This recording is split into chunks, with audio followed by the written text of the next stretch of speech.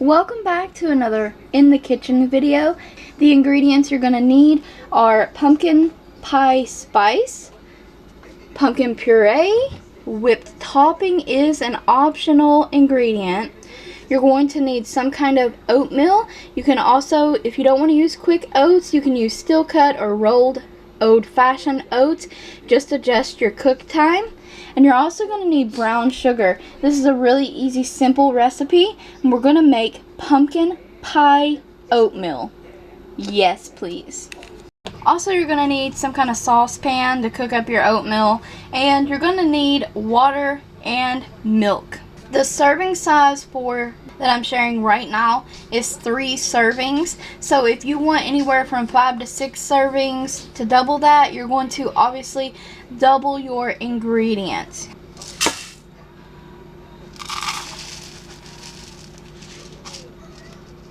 One and a half cups of oats. The original recipe will be in the description box.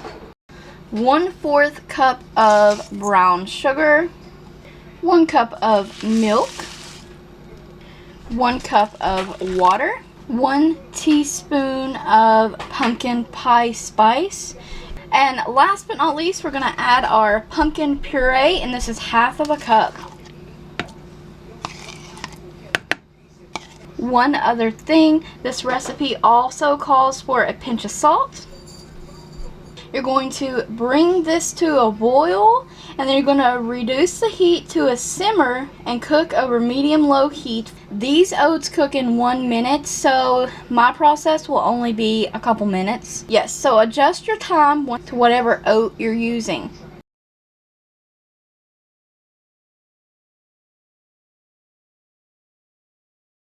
Any oat you're using, bring it to a boil, reduce your heat down to low medium. Make sure you're stirring it. Let your oatmeal finish cooking, thicken up, and you're just about ready to serve it. You guys, our oatmeal is done. It is thick. This smells amazing. This smells delicious. You just know this is going to be the perfect breakfast or even treat to have late in the evening on these cold, crisp fall nights. So I definitely hope that you guys will try this oatmeal out for yourselves. Now the fun part, adding the whipped cream, which is completely optional. Give yourself a little dollop there. And just for fun, I'm going to sprinkle mine with a little cinnamon.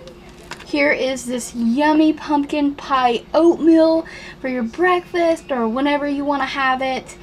I really hope you guys try this recipe out. Thank you always for watching. Check the description box for additional In the Kitchen links, as well as the recipe for this. And I thank you guys again always for watching. Don't forget to like this video, comment, subscribe, and ring the bell if you haven't already.